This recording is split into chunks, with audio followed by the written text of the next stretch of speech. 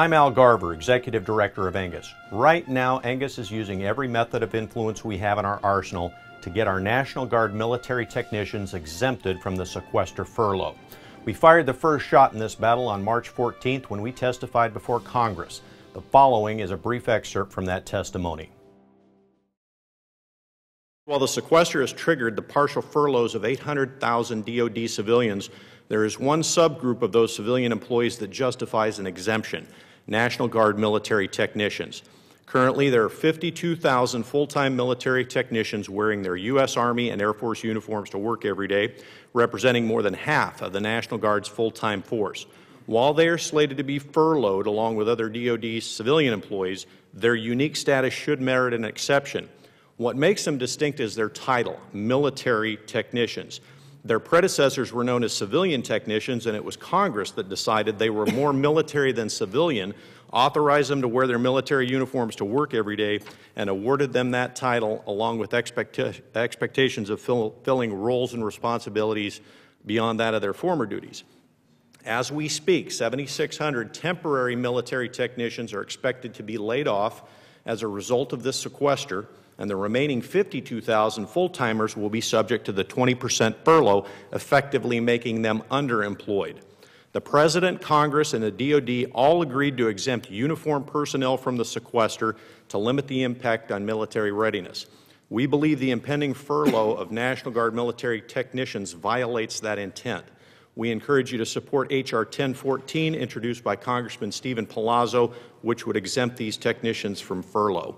Thank you, Mr. Garver. We're going to drill into the points you made about the impact of sequestration on the military technicians. It's something that I was not aware of, so thank you for that.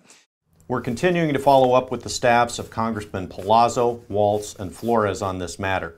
We also partnered with the National Guard Coalition, that's NAUGUS, Angus, and AGOS, to send a letter to Secretary of Defense Chuck Hagel, alerting him to this issue of military technician furloughs. We subsequently saw the National Guard Bureau instruct states to rescind any furlough notices pending a review by the Department of Defense. Congress is in recess right now until April 8th, but we're still working the issue. Angus is actively communicating with the Council of Governors, which serves as a mechanism for governors and key federal officials to address matters pertaining to the National Guard, Homeland Defense, and defense support to civil authorities. And those key governors will, in turn, put even more pressure on Congress and the DoD.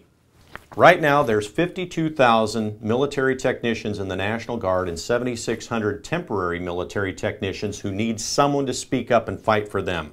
Right now, it's the 48,000 members of Angus that are doing so. But we can't fight this fight alone. We need those military technicians to join in the fight and become members of Angus.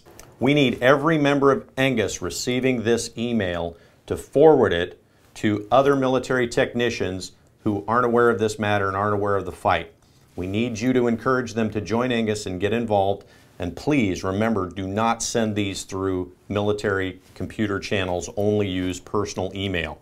Membership costs vary by rank and state, but the average membership cost for an Angus member is only $24 per year.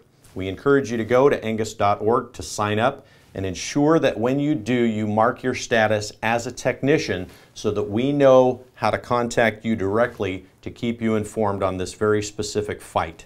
In closing, I know that many of you are members of your civilian employee unions, and that's a good thing. And in fact, Angus is in contact with 2 of those unions, and we're working side by side on this military technician furlough issue.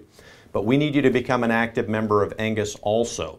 That $24 a year will help you be represented and your voice heard on Capitol Hill on many other military issues like the Title 32 recognition of the GI Bill and the TRICARE Reserve Select Program, as well as your commissary and BX privileges and many, many other issues we work on.